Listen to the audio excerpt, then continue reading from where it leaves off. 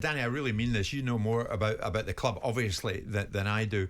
But if one club benefits massively from the fans being back, surely it's got to be your old club, Liverpool. I mean, I just thought on Saturday, but right at kickoff, before a ball was kicked, Burnley can't win this.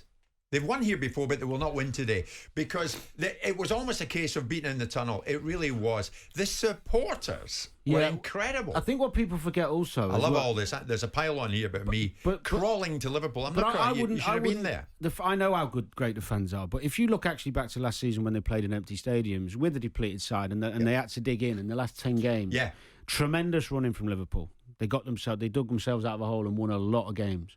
And they've carried on with that momentum, and now the fans are back to help that and induce those performances. But what's more important is the obvious return of the centre-halves, making the defensive unit look much, much better. Yeah. And I think also one thing I've noticed in the first two games as well is because of the emergence of Jota, I think all the front players are at it again. Lively, yeah. And Salah looks super sharp. But there's a huge artificial lift as well because the fans, if ever they were enthusiastic, are double down enthusiastic now because they've been denied a supply. 18 months, going back into something you haven't seen for 18 months is a revelation. So I think the intensity is there. Yeah, Liverpool fans are great, but they're also capable of being fans that will not be impressed with full performances. So if Liverpool aren't at it on the pitch, then the environment will become as difficult and as challenging for players as any other environment. I've been up to Liverpool. Not quite right.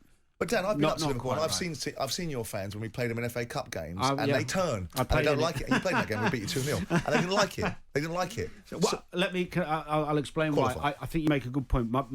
My reasoning behind Liverpool supporters not turning like others is mainly because the relationship they've got with Klopp and the success they've had in the last couple of years. He's ultimately got he's got so much in the bank.